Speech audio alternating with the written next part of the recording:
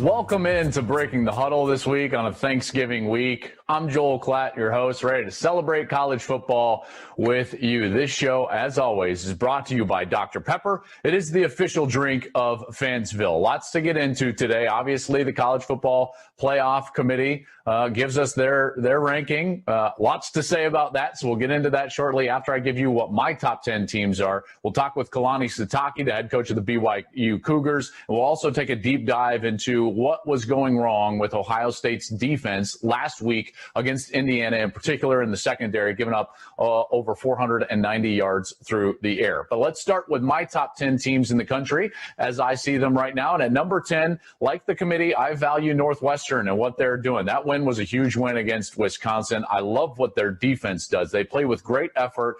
They're sound schematically. They don't give up the big plays, and they tackle extremely well. So Pat Fitzgerald, again, has a great team there at Northwestern, and it looks like if they can continue on that path, that they'll face Ohio State from that other division in the Big Ten championship game. At number 9, I've got Oklahoma up there. Listen, Oklahoma with 2 losses, I understand that looks bad putting them in the top 10. I think if you give it some context about who's on the field and who wasn't on the field, in particular early in the season, they're a different team with Ramondre Stevenson, that running back, and Ronnie Perkins in the defensive front 7. So this team now is playing as good a football as really anybody out there, maybe minus Alabama. And so I included them in my top 10. They're my best 2-loss team. Cincinnati at number 8, 8-0. Really love what Cincinnati is doing. And by a hair, I got BYU over Cincinnati. I just think that they're more dominant. Granted, their schedule has not been as good. We'll talk with Kalani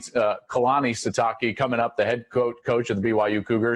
Offensively and defensively, both in the top 10, and scoring offense and defense should not be overlooked. Florida at number 6. Why are they number 6? Even though they've been playing great football, because they lost to my number 5 team, Texas A&M. Haven't seen them in a while. Can't wait to see them get back on the field and see if they can continue to play well. And then Clemson at number 4, Ohio State at 3, Notre Dame and Alabama round out my top 10. I've got Clemson behind Ohio State. I think that that's pretty clear based on what's happened on the field.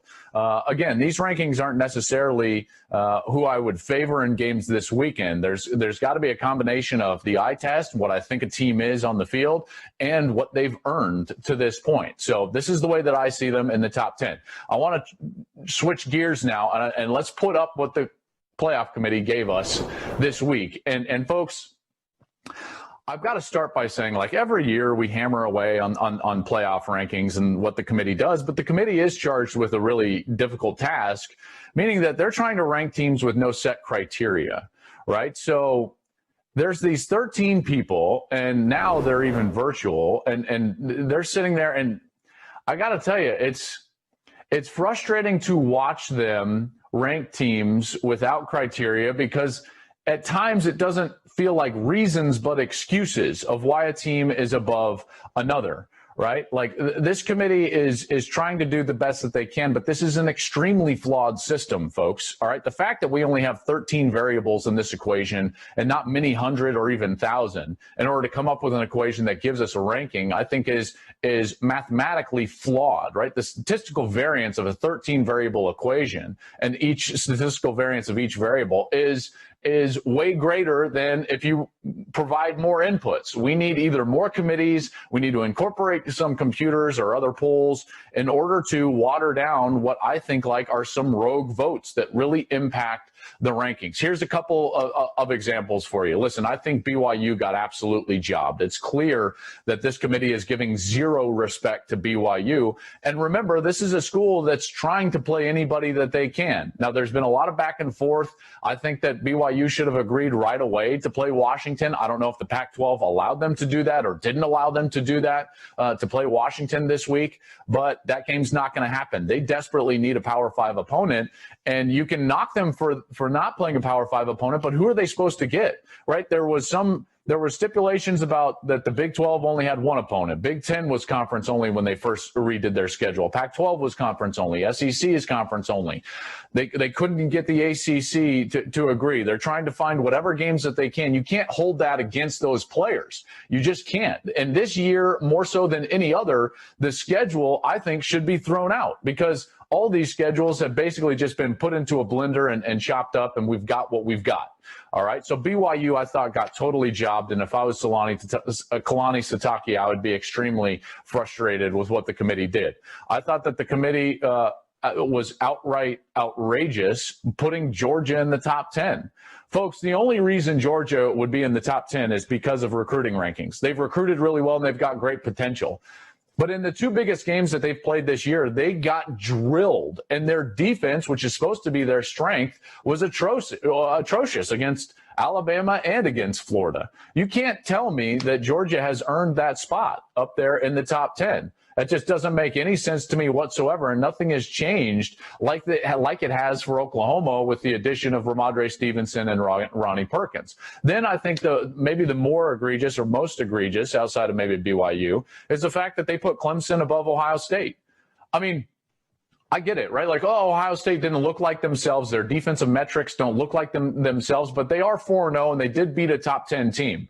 All right. They were up 35-7 at one point against that top 10 team. So you can say, listen, oh, they gave up 35 total points and 490 passing yards against Indiana, but Indiana's got a great quarterback and a terrific wide receiver.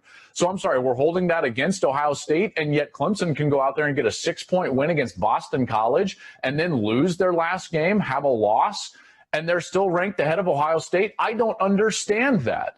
Listen, committee, you've got to do better than this. I understand your job is hard, but you have to do better than this, right? These rankings that were given to us last night were just wrong. They're just flat wrong.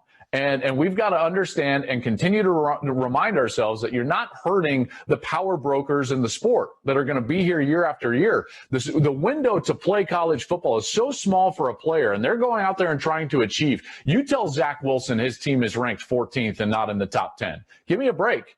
Give me a break. You're hurting the kids more than anything else. So please do your job and do it more accurately. Look at some criteria that's more concrete. Watch the games on film, and please rank teams accordingly. Joined now by the head coach of the BYU Cougars, Kalani Sitake. Kalani, it's been a long time. We covered you all the way in those Utah days, had a couple of your games as a head coach for BYU, but it's great to see you. Congratulations on your year so far. Thanks for joining us, man. Appreciate it. Thanks for having me on. It's good to see you, my friend. It's been a while. It has been a while. All right, let's start with what happened last night. You know, the committee did not give you guys a lot of respect. Did you guys expect that, or are you a little frustrated with what went on last night with the committee's playoff rankings? Well, I think, my reaction was I didn't have much time to really react. I was obviously not happy about it, but I was just more than anything just feeling for our players. We have a great group of young men that I love coaching and love being the head coach of, and there were great staff and great coaches that have worked extremely hard for this season, and we've had to work through a lot. I mean, everyone has had to do that when you're talking about the pandemic, and we've had to pivot quite a bit from and adjust a lot since our original schedule got messed up, and then we had to just kind of pick and choose. There's a time where we just didn't have any games that we knew we were going to play, and in camp, in fall camp, and just been with all that build up and the entire time now being 9-0, just really proud of our boys, and all I could think about last night was how hard they worked and how disappointed I was for them. But we just have to rally back and get the guys going. I mean, this is more. I said it last night. This is motivation now, and so here we go. We have a lot to prove now, obviously. Well, and to be honest, I mean, I was frustrated for you, in particular when you hear some of, and I always call them excuses, and I think the committee is trying to do the best that they can, but without set criteria, it's really a moot point. I just think that the system is totally flawed. You guys clearly didn't get the respect that you deserved, and anybody that has watched your games, in particular the bigger games that you've played, whether it's Houston or Boise, they would see that you're a dominant team. They use this excuse for Cincinnati that, well, they're the top 10 offense and defense, and I'm like, I'm sorry. Did you not see BYU ahead of Cincinnati in both of those categories? You guys are a top 5 scoring offense and scoring defense in the country. Frustration for you that maybe you didn't see or feel that the committee actually watched and valued what your kids did on the field and have done on the field? Yeah, there's a lot of frustration, but I want to make sure that we channel it the right way, and I'm human. So maybe there's some things that when I was frustrated and I showed some emotion, that was real time reaction, Yeah. and then hearing Gary Barta afterwards speak about some of the reasoning, and then I just want to make sure that the committee. I said it. That's a hard position to be in. I get that, but to me, I think if you're gonna list a lot of different reasons, and probably should have as much info as possible, and I would hope that they watched us play, and that was my only hope, that we were able to get the best look possible, and if we did, great. But with that being said, I'm so happy for Cincinnati. I'm happy for Coach Fickle, and I'm happy for that whole group. They worked extremely hard. I'm happy for all the teams that got into that. I mean, we're all in this discussion. Obviously, we like being mentioned and like being in the discussion, but just because the ranking didn't work out the way we wanted to, that doesn't really matter. It's another distraction, and we'll have to get focused on trying to get better and trying to be at our best when we have those opportunities. The only frustration is that we only have one game that's scheduled right now, and not a lot of time. And so we've been trying to get games added since this whole thing started, since the season started, and hopefully there's enough time for us to get more opportunities to show that what we can do. Yeah, that game that you mentioned is San Diego State. You have them later in this year. So you've got a few open dates. One of them could have been this week. There was talk early in the week that maybe Washington and yourselves was going to hook up. There seems to be some confusion about, who punted on that game and when and so on and so forth. Rather than get into those details, you say you guys are actively looking for a game. Have you found anybody that is a suitor, in particular from a Power Five? Because that's something that maybe, from a schedule standpoint, might help you guys out immensely with that committee, is if you could get a Power Five opponent. Is there any way that you feel like you can get that done? Well, that's our first go-to is to first look at that. I mean, look at our schedules that we've made in the past since I've been head coach, and the schedules that we had this year, that our original schedule, and the schedules that we have in the future. They're all filled with P5 teams. Yeah. And so that's obviously where we want to go, and I think when you're talking about us in Washington, that's just two people in the mix. But when you include the Pac-12 conference, it's different, So, like I said, as a player, that if the schedules were made by the players, this would be so easy. Right. You just show up in a parking lot and you play, right? And you show up in a park, wherever it is, any field, and you just play the game. When you have all the different outside forces that are there to protect their program and there to protect the conference, then it gets a little bit more difficult. And a lot of respect for the Pac-12. I have a lot of respect for Washington. Just didn't work out. Doesn't mean that should be a negative thing. That's just what happens in negotiations and scheduling. And we've had to pivot many times. When our schedule got disrupted, we had to reach out to we were the only ones in the West that were playing, so we had to reach out to those conferences. Some conferences decided to go conference only, and then we had to pivot and look for other places to play. And some decided to go conference only, but +1, but they had all these different stipulations to it, and that was fine. But we had to work around that. All we could do was schedule who we had. And then we had when the Mountain West and the Pac-12 and the Big Ten and the MAC came back into the season, we tried to go that way as well. We originally had 3 Pac-12 teams that were on our schedule. Yeah. And we were hoping that it would work out. We could work something out, but the Mountain West were able to accommodate us and allowed us to play 2 of the best teams in Boise State and San Diego State. And it just didn't work out with the Pac-12 or the Big Ten or the MAC.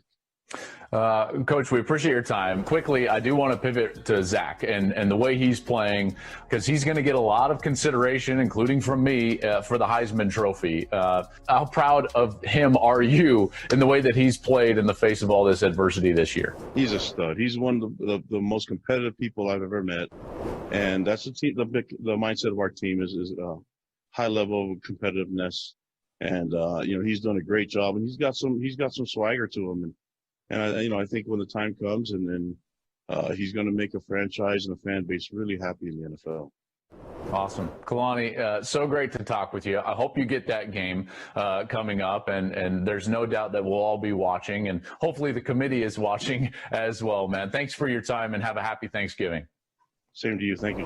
We got to take a deep dive into that Ohio State defense. In large part, this is the reason why the committee ranked them at number 4, not number 3, as we discussed earlier. So we've got to figure out what went wrong for the defense. Now, Ohio State last year, their great defense, only gave up one pass play of over 50 yards. Saturday alone, they gave up 4 of those plays. So I started thinking to myself, well, what happened? Is it just the personnel? Was it the scheme? Was it the coaching? What happened? And after breaking down the film, I can tell you it was mistakes in the secondary, missed assignments that really hurt them. The premise of this defense, the way that it was built structurally, is that we're going to play with 3 corners on the field and 1 free safety. That free safety's job is to eliminate the explosive plays. Last year, that was Jordan Fuller. He was great at it, tackled well, always stayed deeper than the deepest. He was a very, very smart player. And you saw that, by the way, Monday night with those interceptions to Tom Brady as he was playing for the Los Angeles Chargers. Now we fast forward this year, they're still trying to figure it out. All these new, inexperienced players in the secondary are trying to figure it out, and there were a ton of missed assignments in this game. So let's go through them. Can they be fixed? Yes, I believe that they can be fixed, but first we have to understand what's going on. First and foremost, they are only rushing 4 guys on almost all of these plays. It should be noted they don't have Chase Young anymore, and this rush was not getting home. It's 3 deep behind it on this play. So the corner and the safeties have deep responsibility. This rush almost gets there, but Penix does a great job, and you're like, well, where's the defense? What's going on? What happened? The corner got toasted. Not necessarily. You see the corner jump outside? That's because he's in zone coverage, and right here, the free safety Hooker, he's jumping an over route that is covered by the middle linebacker. That's a mistake from the safety, and because the corner thinks he has inside help, he allows the receiver to get inside.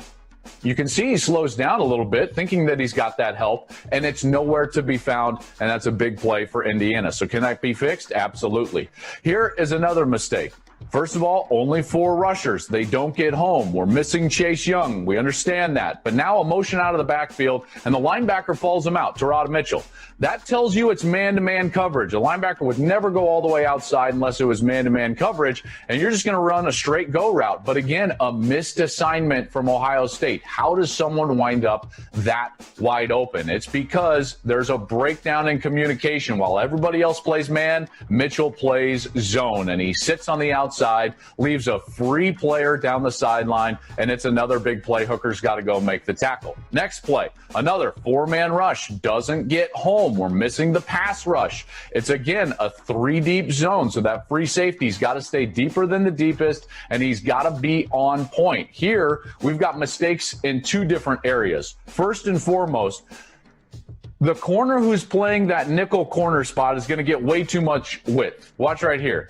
Williamson, he's way too wide. He's got to be on the hip of that wide receiver, forcing him into a tight window. And again, Hooker is going to jump on an over route that he's not supposed to, leaving the middle of that seam wide open. Penix finds him, and then the Cardinals send, once a big play happens, you've got to get the ball to the ground, and they're unable to make the tackle, and that's a touchdown for Indiana. Next big play for Indiana. Right here is we're going to have a little bit of a motion, and you've got a play action pass. And as that boot action happens, the safety has got to maintain one thing, depth. Because the people guarding the over route should be the linebackers, okay? So as the linebackers gain depth, the safety has got to keep his depth. He jumps the over route again, so Hooker again comes way too far up the field and allows for the adjustment from Freifogel, who had an amazing game. Penix sees the adjustment and throws an absolute dime. What a brilliant throw based on the fact that Hooker was a little too aggressive. You see it right here. See how he comes way up? He doesn't need to do that. Freifogel adjusts his route, puts his hand up, a la Randy Moss, and it's a huge play. And then the last one, this is not a mistake in coverage. This is just a great wide receiver making a play and getting a call that goes your way. This is the last touchdown Freifogel's going to be one-on-one with Sean Wade on the outside. Penix sees the matchup, and he's like, I'm going to give my guy a chance. First of all, great throw. Just to the outside, a little bit underthrown, allowing the wide receiver to go make an adjustment. You see the flag came out. Honestly, I thought it could have gone either way. Both of them are fighting right here, and then at the very end, yes, Freifogel probably gets away with a little bit of a push, but that's one, as a defense, you're just thinking to yourself, okay, that's a 50-50 ball. We're going to live with the consequences, and hopefully Wade can play better in the future. So as Ohio State gets ready to face Illinois this week, Gus Ginny and I will be there in Champaign-Urbana to check out that ball game. Keep in mind that those missed assignments will most likely get better. Remember, as a coach, whatever you're seeing on film, you're either coaching or you're allowing. And I don't think that they're coaching or allowing any of those mistakes. So you've got to think that they're going to get fixed from an Ohio State perspective, and they need to fast. That secondary's got to play better, and you've got to expect that they will here in the coming up weeks. The pass rush also needs to start getting home. So that's a quick deep dive into what went wrong for Ohio State's secondary, giving up 490 yards to Michael Penix, Ty Freifogel, and the Indiana Hoosiers. On Saturday, get your Thanksgiving leftovers ready, a turkey sandwich. Get it in that microwave because Ohio State and Illinois, they face off on FS1 this week on at noon Eastern, 9 a.m. Pacific. Can't wait for that one. Gus Ginny and I will be in Champaign to see the Buckeyes take on the Illini. That'll do it for Breaking the Huddle. The show, as always, is brought to you by Dr. Pepper. It is the official drink of Fansville. Have a great and happy Thanksgiving, everybody.